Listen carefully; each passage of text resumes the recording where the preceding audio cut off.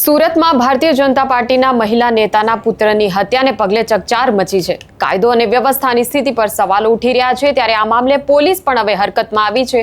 આખરે કોણ હતા એ લોકો કે જેણે ભાજપ નેતાના પુત્રને મોતને ઘાટ ઉતાર્યો? કયા કારણોથી હત્યા કરવામાં આવી, આ બાબતે પોલીસે માહિતી આપી, તેની વાત કરીશું આ વિડીયોમાં। નમસ્કાર, નિર્ભય ન્યૂઝમાં આપની સાથે હું મયુરી। ભારતીય જનતા પાર્ટીના ગઢ સુરતમાં જ ભાજપના અગ્રણી નેતા જયશ્રી દલાલના દીકરા જય દલાલની જાહેરમાં દિન દહાડે હત્યા થઈ। અનેક સવાલો આ હત્યાની ઘટના પર ઉઠી રહ્યા છે કે આખરે કોની એવી હિંમત હોઈ શકે કે ભાજપના જ નેતાના દીકરાની આ રીતે જાહેરમાં હત્યા નિપજાવે? શા માટે આ હત્યા નિપજાવવામાં આવી? શું બનાવ બન્યો હતો? તેના વિશે સૌથી પહેલા પોલીસે શું કહ્યું છે તે જોઈ લઈએ। ગુનાની હકીકત એ રીતની છે કે આજના રાતના 12:30 વાગે આજુબાજુ જે મરણ જનાર છે જય દલાલ એ તેના મિત્રો સાથે રોડ નંબર 6 જે છે ભંગારની દુકાન ત્યાં ઊભા હતા અને તે વખતે 3 ઈસમો ટુ વ્હીલ ઉપર આવે છે, જેમાં કિશન પરમાર, પંકજ પાટીલ અને મિલંદ કોળી હોય છે। તો તે 3 જણા આવે છે અને જે મરણ જનાર છે જય નગીનભાઈ દલાલ એમને ચપ્પુના ઘા મારે છે અને ત્યાંથી ભાગી જાય છે, જેથી જય દલાલનું એપલ હોસ્પિટલ ખાતે સારવાર દરમિયાન મરણ થાય છે। સર, હત્યાનું પાછળનું કારણ શું છે? આરોપીઓનું શું નામ છે? શું કામ કરે છે?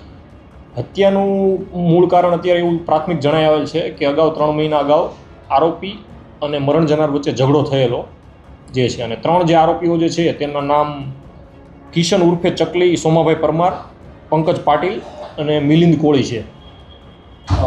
સર, કઈ અદાવત હતી કે આરોપીઓના પાસાથી કરવામાં આવ્યા હતા? એની કે અદાવત રાખીને હત્યા થઈ જાય એમના પરિવારનો બે આરોપ છે। માર્ચ મહિનામાં જે આરોપી છે કિશન ઉર્ફે ચકલી, સોમાભાઈ પરમાર, એમની પાસા કરવામાં આવેલી હતી અને અગાઉ 3 મહિના પહેલાં ઝઘડો થયેલો હતો આરોપી અને મરણ જનાર વચ્ચે।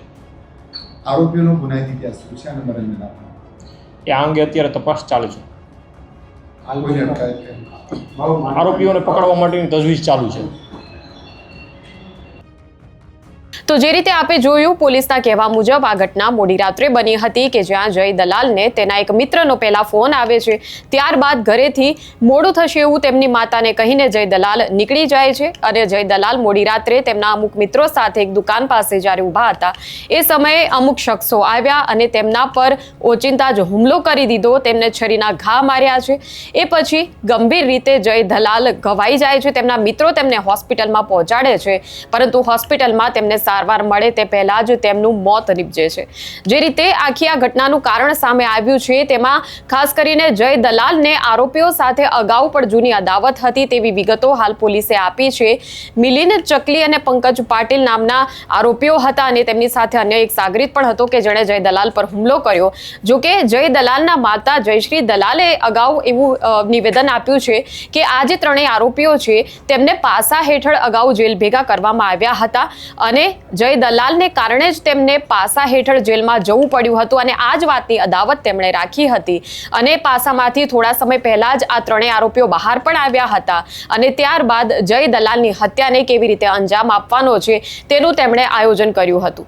જો કે આ આરોપીઓ હજુ સુધી પોલીસ પકડથી દૂર છે, આરોપીઓ પકડાયા નથી, પોલીસ હજુ પણ આ કેસની તપાસ કરી રહી છે। ત્યારે સવાલ એ જ ઉઠી રહ્યા છે કે જો સત્તાધારી પક્ષના નેતાઓ પણ સુરક્ષિત ન હોય, તેમની દિન દહાડે આ રીતે હત્યા નિપજાવવામાં આવે તો સામાન્ય નાગરિકો જે છે, સામાન્ય જનતાનું રક્ષણ પોલીસ કેવી રીતે કરશે? ગુજરાત એક સલામત રાજ્ય હોવાના જે અનેકવાર દાવા કરવામાં આવે છે, પરંતુ હવે આ હત્યાની જે ઘટના બની છે તેના કારણે સુરતના લોકોમાં પણ એક ભયનો માહોલ છવાઈ ગયો છે।